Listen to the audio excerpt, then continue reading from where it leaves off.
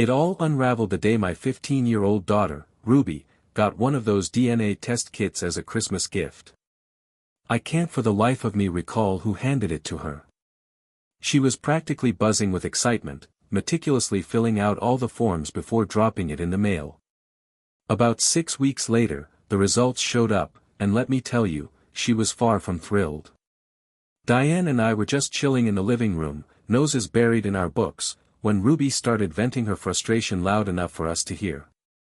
We couldn't quite catch the words, but the vibe was clear, things were going south fast.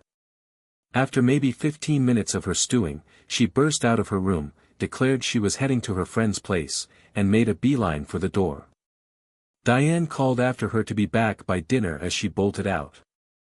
I couldn't help but smirk, thinking it was just teenage drama, but I noticed Diane's face had a touch more worry than mine. We both just gave a little shrug and went back to our reading, figuring it'd blow over. Diane and I tied the knot 18 years back, right after I wrapped up my residency. 5 years into my career, I'd earned a reputation as the go-to gallbladder surgeon in the Tri-County area. Work was steady, life was sweet, and I couldn't have asked for more. Then it all came crashing down. We were at a fancy event thrown by Diane's company, Horizon Solutions, when I had some kind of seizure that left me with these weird, Parkinson's-like tics. It wasn't Parkinson's, but it sure acted like it. My right eye started twitching non-stop, and my lower right arm would jerk at the worst possible times. The doctors never pinned down exactly what was wrong, and honestly, I was just so relieved to still be functional that I didn't push for answers. My surgeon days were done, though, so I switched gears and landed a job as a radiologist. 9 months after that mess, Ruby came into the world. Life settled into a new normal, as good as I could have hoped for under the circumstances. I wasn't thrilled about my condition, but I could still get by just fine in most ways. I excelled in my new radiology gig, and the paycheck was more than enough to keep us comfortable. Things at home, including the bedroom, stayed solid. If anything, Diane got even more attentive, almost like she was channeling some perfect sitcom wife. I reckon she felt a bit responsible since my seizure happened at one of her company's shindigs. Whatever the reason, I wasn't about to complain about the extra love, she was the woman I adored. We rolled like that for 15 years, no major hiccups. Hey, Diane, any guesses why Ruby's so worked up about that DNA stuff? I asked, setting my book down. No idea, she replied. I say we just let it go. Whatever's bugging her, she'll shake it off in a couple days. Something about her tone rubbed me the wrong way, like she was trying to steer me off the topic without making it obvious. I just flashed a smile and nodded, but my mind was already racing. I didn't get much reading done that night, too busy turning things over in my head. I tried connecting Ruby's attitude to anything else going on, but nothing stood out. We weren't hurting for cash, things were great between Diane and me, and there wasn't any big family drama tied to Ruby. I needed to see that DNA report for myself. The next morning, Diane headed to her job at Gilbert, and Ruby left for school. I had the house to myself. I rifled through Ruby's desk and found the report tucked in a drawer. Diane's family is mostly Irish, and mine's a mix of Scottish with a dash of German. But according to this, Ruby was 48% Eastern European. I chuckled at first, thinking the test must be junk. Then I kept reading and saw a list of close DNA matches. Diane's name was right at the top, no surprise there. But mine? Nowhere to be found. A few of Diane's relatives popped up, but not a single one from my side of the family that I figured the only folks showing up on that DNA match list were ones who'd already had their DNA tested. 5 years back, Diane, Ruby, and I all gave samples during our yearly physicals, so mine should have been right there next to Diane's. The absence of my name was starting to gnaw at me, and then I spotted something odd, a name near the top of the list, Julia Evans, with a 46% match. Who in the world was Julia Evans? Hey, Dr. Carter, it's John Davis. John, good to hear from you. Everything all right? Yeah, I'm hanging in there. Still got that annoying twitch and the eye tick, but otherwise, I'm okay. I've got a quick question, though. A few years ago, you collected DNA samples from all of us for our medical records. Could you do me a favor and check something? What's up? I'm trying to figure out if there's some kind of mix-up with the DNA results for me and Ruby. Mix-up? What do you mean? Look, Doc, this is awkward, but I need to know if Ruby's my biological daughter. I don't want to cause a scene, just need the truth. Damn, John, sorry for prying. You know you've got access to those files yourself. I know, but I'd rather you handle it. Alright, let me dig into the records. I'll call you back in about an hour. Thanks, Doc. I owe you one. Diane must have picked up on my mood because I was definitely off. Dr. Carter called back and confirmed I wasn't Ruby's dad. I kept that bombshell from Diane. For 3 days, I've been wrestling with what to do next, and weirdly, I've stayed pretty calm. I've been able to think it through without losing my temper. It took a while, but I tracked down Julia Evans. At first, I pictured her as some teenager Ruby's age, and I felt like a creep digging into it. Eventually, I found her listed in the white pages under a guy named Richard Grant. Turns out, Malcolm, who's about my age, lives in Westchester, and I figured Julia was his kid. He agreed to meet me at a Denny's in Exton on Saturday morning. I don't think Malcolm had any clue who I was, but I could hear a hint of nerves in his voice over the phone. He got to the diner early, I showed up right on time. We swapped some polite small talk to break the ice. Malcolm, I don't think we've ever crossed paths. You ever live in Reading? That question made him wince a little. He shifted in his seat, like he was trying to find a comfortable spot on those stiff diner benches. I worked at Horizon Solutions about 15 years back, he said. Pretty sure we met at one of their company events way back when. He seemed to relax a bit after getting that out, though he still looked uneasy. So, you knew my wife, Diane, then? It wasn't really a question, more of a statement. He didn't say anything, just gave a quick nod. Any idea why I'm here? Not exactly, but I've got a hunch. The silence that followed was heavy, like the air got thick all of a sudden. What took you so long to figure it out? I only just found out. Another stretch of quiet. He let out a long, heavy sigh. I was young, dumb, and had a few too many drinks that night, he said. I know that's no excuse, and what I did was wrong. Honestly, I think I got swept up in the moment, maybe even some peer pressure. Diane, your wife, was one of the most captivating women I'd ever met. I knew she was married, but in that moment, it's like nobody cared. Who's nobody? He squirmed again, clearly not loving this conversation. There were 3 of us from the engineering crew, Tony Brooks, Scott Murphy, and me. Diane was being real friendly with all of us, and we were having a blast. Things got flirty, and some of the banter started crossing lines. Did anyone even think about me? Diane kept glancing around, making sure you weren't nearby. If I remember right, you were off chatting with some of the older guys about golf or something. So how did all spiral out of control? This guy Freddie was pushing Diane to try some ecstasy. She kept shutting him down, but he wouldn't let up. That's when things took a turn. What's that supposed to mean? I asked, my voice sharper than I intended. We were all hammered, and, well, everybody was in the mood, Diane included. Freddie pushed her one last time about the ecstasy, and she just rolled her eyes and said, "Quit trying to drug me, you morons. Go drug my husband instead." I stared at him, my gut twisting. After a long, heavy pause, I leaned forward. "Run that by me again." She said, "Quit trying to drug me, you morons. Go drug my husband instead."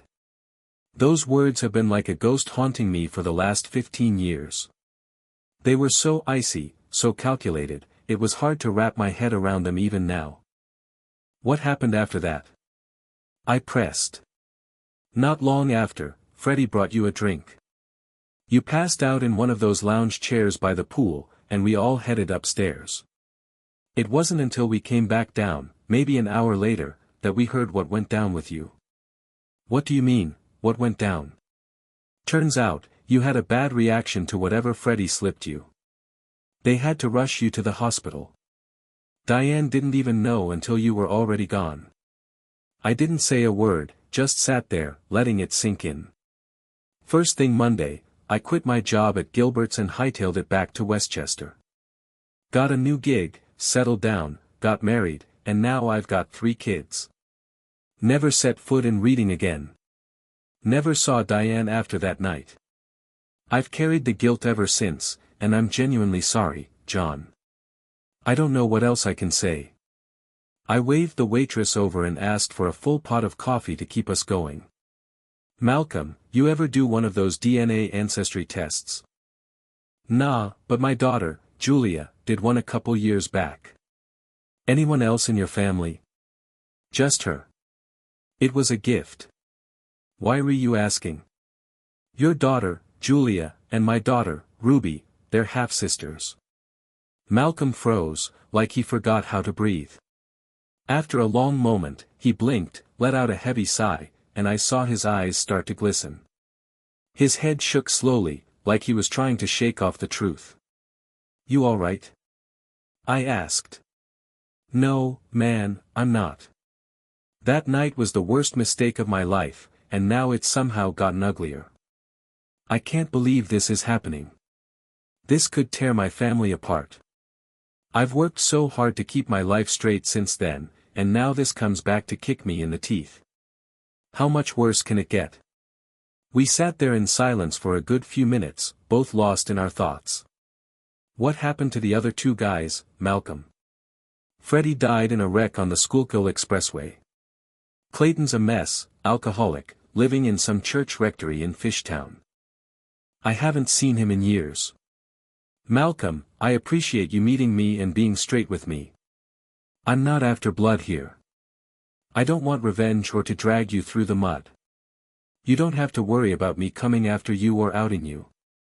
That's a relief to hear, but there's still a problem. What about your daughter, or, I guess, my daughter? What if she puts the pieces together and wants to reach out to me? What the hell do I do then?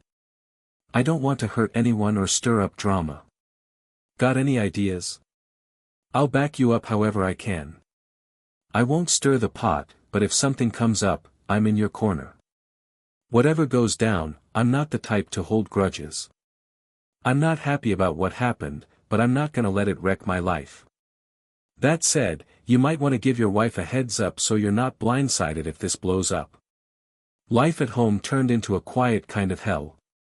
Every time my arm twitched or my eye blinked, it was like a jab reminding me of Diane's betrayal. Whenever she was extra sweet or went out of her way for me, it made my skin crawl. Like Malcolm, she'd been carrying guilt for 15 years. All that time, I thought her attentiveness was love, devotion even. Now I saw it for what it was, guilt, plain and simple. I could feel myself forgiving Malcolm, maybe because he owned up to it. But Diane? That was different. My love for her was fading, bit by bit, every single day. It was starting to eat me alive, and I knew I had to do something before it consumed me completely. That I finally took action. "Hey there, I'm Maria Costa. Welcome to Hospital de Santa Marta. You're John Davis, right?" I'd been in Porto for a week, but this was my first time grabbing a bite in the hospital cafeteria. I fumbled a bit trying to stand and stuck out my hand to greet her, which got a little chuckle out of her. "Mind if I sit with you?" I just nodded, and she slid into the chair across from me. She wasn't drop-dead gorgeous, but for a woman in her middle years, she had this undeniable charm. "So, you're the new guy reading scans. Happy to have you on board. You settling in okay?" She was clearly a local, but her English was flawless, like most of the staff here. "Yeah, things are coming together. I snagged a furnished condo just a short walk from the hospital. Now I just need to track down some decent spots to eat nearby. Perfect. I'm your gal for that. I know all the best places to grab a meal around here. She had a knack for making me feel at ease right off the bat. What do you do here, Maria? I'm a neurosurgeon. I bet we'll be crossing paths a lot. Word is, you've got a ton of experience in all sorts of areas.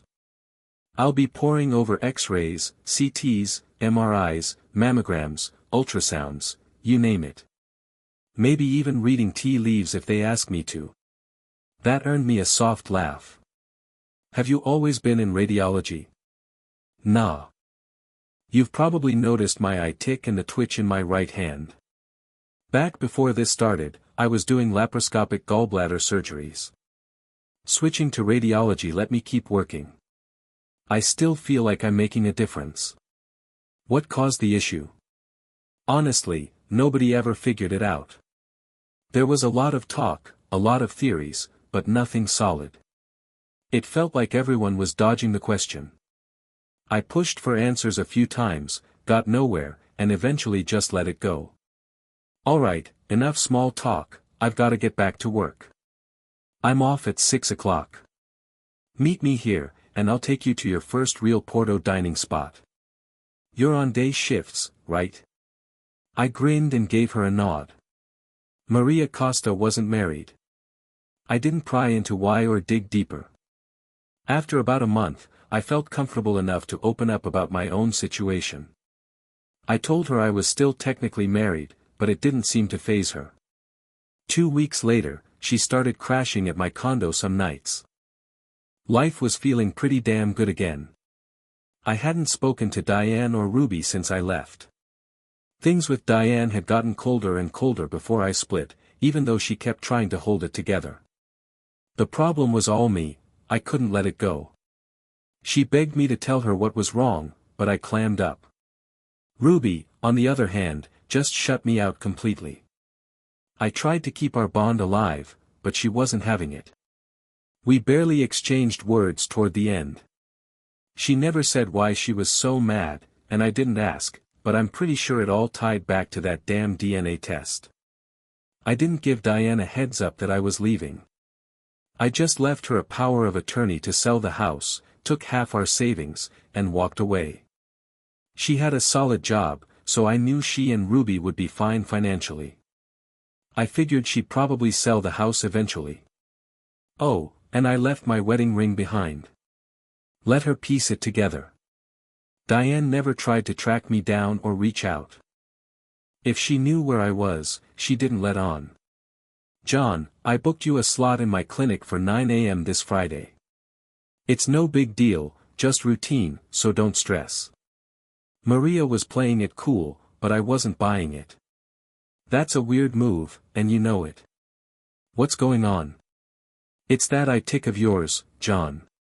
I just want to take a closer look. Wouldn't an ophthalmologist be the better call for that? Dr. Perez will be there, Maria. He's the best we've got. We're just gonna take a look, nothing more. Maria, I'm not buying it. I can smell a line from a mile away. Just zip it, John. Be there at 9 o'clock. Turns out, Dr. Perez was a no-show. Instead, there was an anesthesiologist, and before I could blink, I was out cold. When I came to, Maria was perched on the edge of my bed, smirking at my obvious annoyance. You pissed at me, John. I wasn't in the mood to chat, so I just let out a grumble. It didn't take long to notice something wild, my eye tick was gone, and my hand wasn't twitching anymore. I held up my right hand, staring in disbelief. It was steady as a rock. My hand shot to my head, feeling for bandages, but there was nothing. Maria burst out laughing. It's laparoscopic, John. You, of all people, should have known that. I gave her a dumbfounded look, still not quite getting it. Up your nose, you dope, she said, chuckling again. Over the next few months, I worked with the surgical team to get recertified. I decided to stick with radiology but offered to step in for gallbladder surgeries when needed. Everyone was thrilled with the setup. Maria and I shacked up together, and the next 2 years were smooth sailing. I got the sense she wouldn't have minded tying the knot, but given my situation, she never pushed it. It was a balmy summer afternoon, and I was kicking back on the veranda with a bottle of Lancer's Rose. "John, you've got a visitor," Maria said, pausing for a beat. "I'm gonna head to the market for a bit." She didn't wait for me to respond. "Hey, John. It's been a while." It had been nearly 4 years since I'd laid eyes on Diane. She still looked good, though there was a hint of weariness around her eyes. "Diane, you're looking well. Want something to drink? That wine looks nice." She took a seat while I grabbed a glass. We sat in silence for a bit, making small talk about the house, the weather, and her flight. Finally, I couldn't take it anymore. "Diane, why'd you come? What's this about?" "I'm here for closure, John. I want to tie up loose ends so we can both move forward. I need some answers, and I think you do too. You wouldn't talk before, I get why now. I just need about half an hour. You flew 15 hours for a 30-minute chat. It had to be face to face. Alright, your turn, go ahead. After a year, I realized you weren't coming back. I sold the house and got a small place for Ruby and me. Here's a check for your half." She set it down on the table between us. "I filed for divorce on grounds of abandonment. It took a year, but it's done, clean and simple. You're free to do what you want now." She placed a second document next to the check. "Ruby's getting married in a couple of months. She asked me to give you this invitation. She'd love for you to walk her down the aisle, but she gets it if you don't want to. She knows she acted poorly those last few months and wants to apologize." The invitation joined the pile. "I also wanted to thank you for the checks you've been sending to Ruby's college fund every month. It's helped a ton. I didn't expect it, given everything. That one threw me for a loop. I hadn't sent any checks. But I had a hunch who might have. I was hoping you'd tell me why you left, but I'll respect it if you don't want to. If you're not ready to talk, can I at least answer anything for you?" She took a sip of the rose and looked at me. "Guess it was my turn to say something, Diane. I wasn't planning on taking half the house money, but if it eases your mind, I'll accept it. I never bothered filing for divorce since I had no plans to remarry. Things are different now, though, so thanks for handling it. I hear Ruby's a beautiful bride-to-be. But I don't think it's right for me to walk her down the aisle. That's a job for her real dad." As soon as I said it, Diane's wine glass slipped from her hand and shattered on the patio tiles. She gasped, her mouth hanging open like she'd seen a ghost. I took a few minutes to sweep up the broken glass while she tried to pull herself together. She was clearly scrambling for something to say. "John, I'm not trying to be clever or dodge anything, and I don't mean to sound defensive, but who exactly do you think I should reach out to?" she finally managed. "How about one of the 3 guys you hooked up with the night I had my seizure?" Thankfully, she wasn't holding a glass this time. For about half a minute, she stammered, a mix of sobs and jumbled words, before blurting out, "Coming here was a mistake. I wanted closure, but not like this. I think I need to leave." She started to stand, but I gently pushed her back into her seat. "Oh, no you don't. You opened this mess, so you're gonna see it through. You thought showing up all generous would put me on the spot, make me feel like the bad guy for walking out on my wife and daughter. Sorry, that's not how this works. Why don't you lay it all out, everything, including why you buried my medical report?" Right then, Maria walked in and clocked the situation. "Oh, damn, John, what the hell did you do?" "Nothing, just chatting about the good old days," and she lost it. Maria took Diane inside, settled her on the couch, and grabbed a wet cloth and some pills to calm her down. I stayed out of the way. Somehow, I'd ended up the villain. How'd that even happen? I wandered to the kitchen and cracked open a superbock. The wine wasn't cutting it anymore. "John, why don't I talk to her?" Maria suggested. She might not get so worked up with me. You must have come on like a freight train. Anything specific you want me to ask? Yeah, a few things. Some I already know, but I want to see if she confirms them. Others, I'm in the dark about. Ask who the 3 guys were she slept with that night. Did she ever see them again? Find out if there were other guys or other times, just curious. Ask why she covered up the medical report from my seizure. And why we never had more kids. Whoa, slow down, that's a lot. I'll do what I can. Why don't you head back to the patio and chill? Grab a couple more beers while you're at it. I must have dozed off out there, because 2 hours later, Maria was shaking me awake. I gave her a sedative.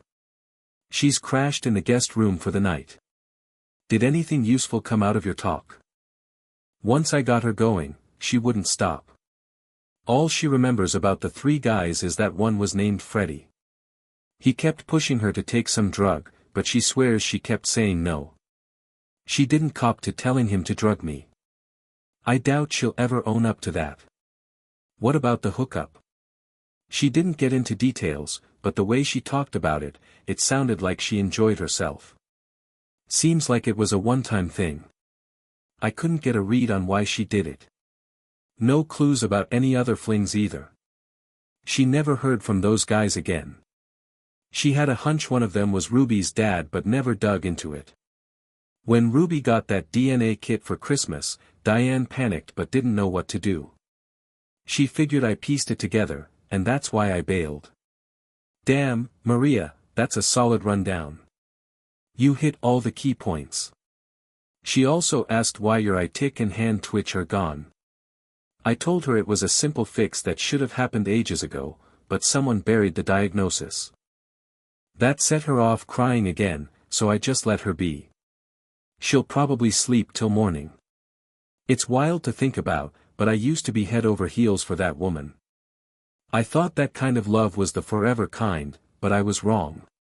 For 15 years, I wrestled with something I shouldn't have had to. All the affection and care she showed me. It was just a mask for her betrayal. It wasn't love, it was guilt. John, you're sounding pretty bitter.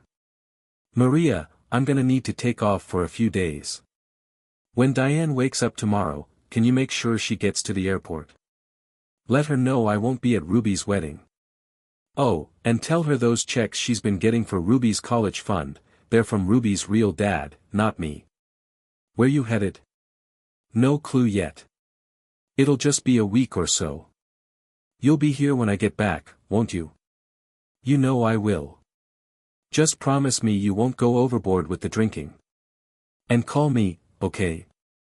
That chapter of my life closed for good. I never heard from Diane or Ruby again. Maria and I didn't get hitched, but we bought a cozy little villa just outside Porto. I got into oil painting after binge-watching some Michael James Smith tutorials online. Turns out, I'm not half bad at it. The villa even came with a neat little studio that's perfect for my new hobby. For Christmas, Maria got me a DNA test kit.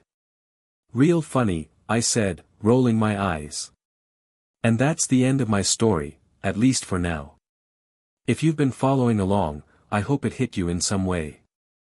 Maybe it's a tale worth sharing, like one of those videos you'd give a thumbs up to or comment on to keep the conversation going. It's the kind of story that might make you want to stick around for more, like subscribing to a channel you just found. I appreciate you listening, and maybe I'll have another story to tell down the road.